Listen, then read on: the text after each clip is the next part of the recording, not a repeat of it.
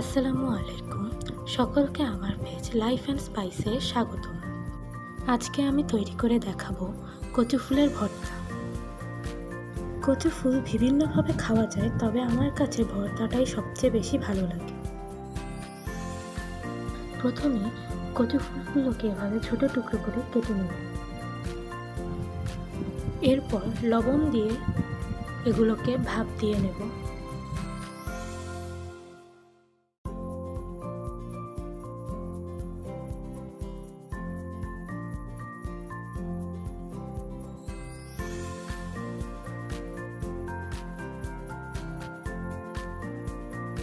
এবার এগুলোকে ছেঁকে নিব।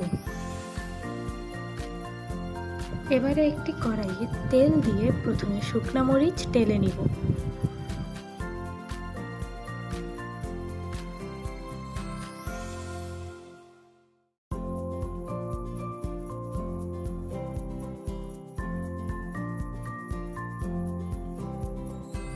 এরপর পেঁয়াজ ও রসুন কুচি ভেজে নিব।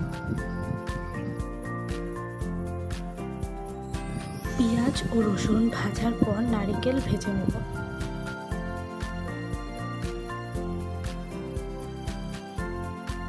সব শেষে চিংড়ি মাছ ভেজে নিব। নারকেল ও চিংড়ি মাছ যে ভর্তাতে ব্যবহার করা হয় সেই ভর্তার স্বাদই অনেক মজার হয়। এগুলো ভাজা শেষ হলে কড়াইয়ে সরিষার তেল দিয়ে দেব। এরপর ভাপ দিয়ে রাখা কচু ফুলগুলো ভেজে নিব।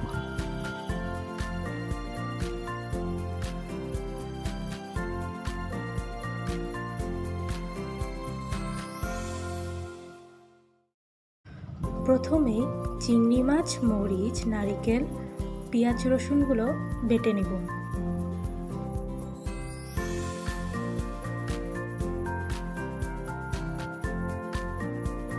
বাটার সময় একটু লবণ দিয়ে নেব। যে যার স্বাদ অনুযায়ী লবণ ব্যবহার করবেন।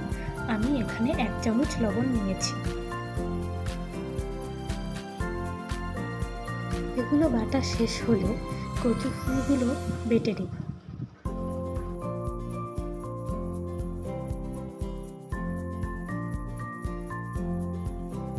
এরপর বাটা হয়ে গেলে সবকিছু একসাথে মেখে নেব। তৈরি হয়ে গেল কচু ফুল ভর্তা। সবাইকে ধন্যবাদ ও আসসালামু আলাইকুম।